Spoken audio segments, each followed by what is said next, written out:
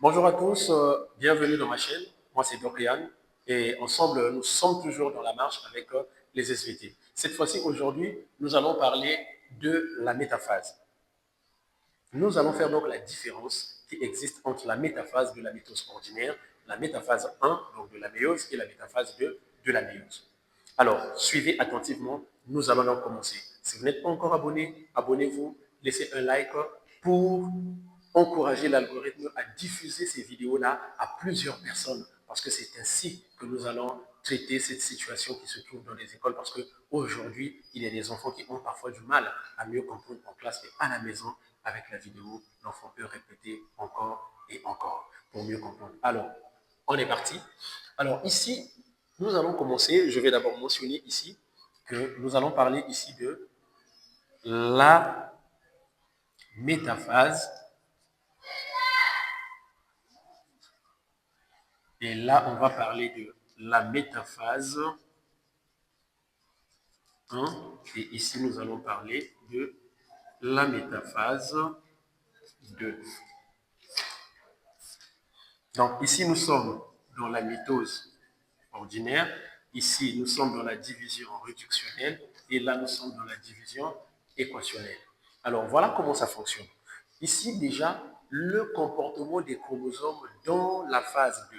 La métaphase, c'est que ces chromosomes-là se placent à la plaque équatoriale de la cellule. Ça veut dire que les chromosomes s'alignent juste au milieu de la cellule parce que ces chromosomes-là se préparent pour une division de la cellule. Donc, pour cela, nous sommes toujours dans 2n égale à 4, qui est donc notre formule chromosomique. Je vais donc placer les fibres du fuseau achromatique. Voilà. Alors, ici, les chromosomes doivent se placer à la plaque équatoriale de la cellule. Ce qui signifie que les chromosomes là doivent être au milieu ici. Mais comme c'est 2n égale à 4, la cellule elle est diploïde. Et donc, à ce stade-là, la cellule comporte 4 chromosomes repartis 2 à 2. Donc, je vais faire ceci. Voilà. Un chromosome. L'autre est là. Et je peux faire ça comme ça. Et voilà. Voilà donc ce chromosome et celui-ci, les deux là forment une paire. Les deux qui sont au milieu aussi forment une paire. Voilà donc comment je peux représenter la métaphase de la mitose ordinaire. Mais comment représenter la métaphase 1, c'est-à-dire de la division réductionnelle? Alors, à ce stade-là, nous savons que déjà au niveau de la prophase, dans notre vidéo que nous avons vue dernièrement, au niveau de la prophase, il y a déjà appariement des chromosomes. Donc, ces chromosomes qui sont appariés viendront se placer à la plaque équatoriale. Donc, nous aurons ici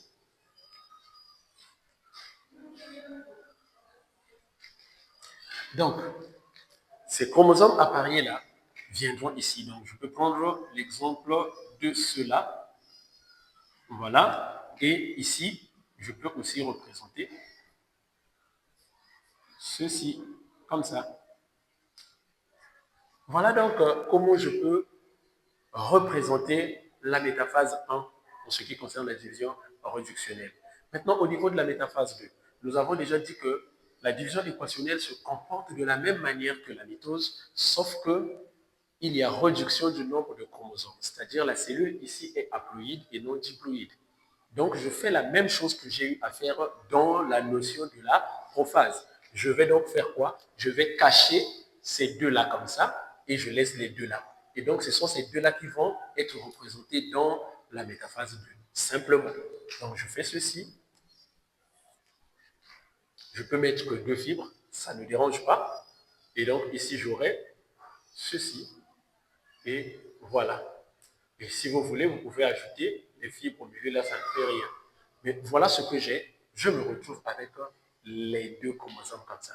Et donc, voilà la différence qui existe entre la métaphase de la mitose ordinaire, là où la cellule elle est diploïde, avec les 4 chromosomes, mais qui ne sont pas appareillés du tout.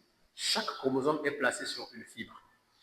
Avec la métaphase 1, ici, il y a appareillement des chromosomes. Et chaque bivalent, ça on appelle ça des bivalents, chaque bivalent est placé sur une fibre. Et ces bivalents-là, ils sont appelés bivalents parce qu'il y a deux chromosomes appareillés.